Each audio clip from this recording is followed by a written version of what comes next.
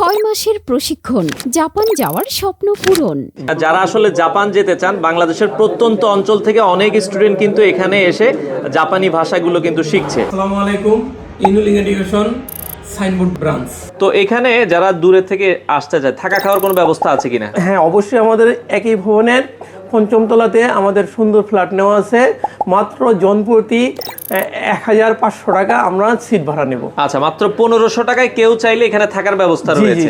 ভাইয়া, আমরা যে আপনাদের নতুন যে ব্রাঞ্চটা হয়েছে সাইনবোর্ড, এটার একটু ঠিকানাটা একটু বলবেন? এটা যাত্রাবাড়ি সাইনবোর্ড ফুটওভার ব্রিজ থেকে মাত্র ১ মিনিটের রাস্তা, ডান দিকে। আচ্ছা, একবারে সাইনবোর্ড মেইন যে চৌরাস্তা, ওইটার ফুটওভার ব্রিজ থেকে ডান দিকে? হ্যাঁ, ডান দিকে ১ মিনিটের রাস্তা। ১ মিনিটের রাস্তা, মোটামুটি বলা যায় সাইনবোর্ড চৌরাস্তাতেই। জি জি জি। আচ্ছা, ওকে ভাইয়া, যারা জাপান যেতে চায়, জাপান যাওয়ার জন্য মূল যে পদক্ষেপ কি করতে হবে একজন স্টুডেন্টকে আগে? যে জাপান আসলে স্টুডেন্ট এবং জব ভিসা দুইভাবে জাপান যাওয়া যায়। এই দুইটার জন্যই যেটা ম্যান্ডেটরি জাপানিজ ল্যাঙ্গুয়েজ কোর্স করতে হবে। ভাষা জানলে জাপানে আমরা কয়েক লাখ লোকের কর্মসংস্থান করতে পারবো, জাপানে দীর্ঘদিন থাকতে পারবে। স্টুডেন্ট ভিসা এবং জব ভিসা দুইভাবেই যারা জাপানে যাচ্ছে, জি, অর্থাৎ তারা পার্মানেন্ট রেসিডেন্ট এবং ন্যাশনালিটি জাপানিজ পাসপোর্ট এবং জাপানের পার্মানেন্ট রেসিডেন্ট, সে পরিবার নিয়ে জাপানে বসবাস করতে সুযোগ রয়েছে। আমার ধরেন ইয়ারলি 100+, হ্যাঁ, মোটামুটি স্টুডেন্ট যাচ্ছে, জাপানে যাচ্ছে। তারা জাপানিজ ভাষা শিখেন, জাপানের দরজা উন্মুক্ত। জাপানিজ ভাষা শিখলে জব ভিসা এবং স্টুডেন্ট ভিসা দুইভাবেই জাপানে যাওয়া যায়। আচ্ছা, কেউ যদি স্টুডেন্ট ভিসা যেতে চায়, তাকে ভাষা সহ শিখে যেতে সময় কেমন লাগে? জি, ভাষা আমরা একটা কোর্স আমরা 3 মাসের অথবা 4 মাসের কোর্স কমপ্লিট করে সেই ইন্টারভিউতে মোটামুটি 8 মাস থেকে 1 বছরের ভিতরে একটা স্টুডেন্ট জাপানে যেতে পারে।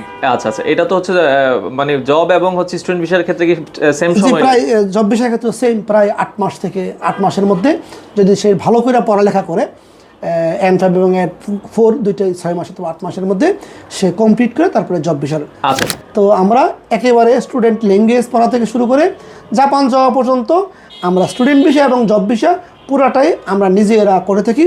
এবং জাপানে বাংলাদেশ এয়ারপোর্ট থেকে এবং জাপানে এয়ারপোর্ট পিক আপ পর্যন্ত, দ্যাট মিনস জাপানের কোনো সুবিধা অসুবিধা আমার সীমিত সামর্থ্য থেকে, আমি যদি দীর্ঘদিন জাপানে থাকি, এই অভিজ্ঞতাকে কাজে লাগিয়ে আমরা সর্বোত্তম সহযোগিতা দিয়ে থাকি। এবং যেটা আমি বলি যে অনেকে বিশ্বাসের একটা জায়গা খোঁজে, যে ভাই অনেক তো প্রতিষ্ঠান, কোন জায়গা থেকে করবো? সেক্ষেত্রে বিশ্বাসের জায়গা থেকে ইউনিলিক এডুকেশনকে সবাই তো ট্রাস্ট করতে পারে। জি, অবশ্যই। আমি যেহেতু দীর্ঘদিন থাকি এবং আমার হেড অফিস হলো ঢাকার ধানমন্ডি, একেবারে প্রাইম লোকেশনে, লাইব্রেরি হসপিটালের অপোজিটের বিল্ডিং, প্লাস ঢাকাতেও আমার যাত্রাবাড়ি সাইনবোর্ডের ব্রাঞ্চ আছে, মিরপুর 1 নম্বরের ব্রাঞ্চ আছে, উত্তরের ব্রাঞ্চ আছে এবং ঢাকার বাইরের ব্রাঞ্চ আছে। এবং যেটা আপনি বলছেন, মানুষ যেটা আসলে শঙ্কায় থাকে অথবা যেটা টেনশন ফিল করে যে আসলে এটা কতটুকু রিলায়েবল, এই জায়গা থেকে বলতে পারি আমার প্রত্যেকটা ক্ষেত্রে, বিশেষ করে ফাইন্যান্সিয়াল জায়গা থেকে আমি সর্বোচ্চ অথেন্টিক থাকার চেষ্টা করি। আচ্ছা, সেক্ষেত্রে কি আগে আপনাদের ফুল পেমেন্ট করে দিতে হয় কিনা?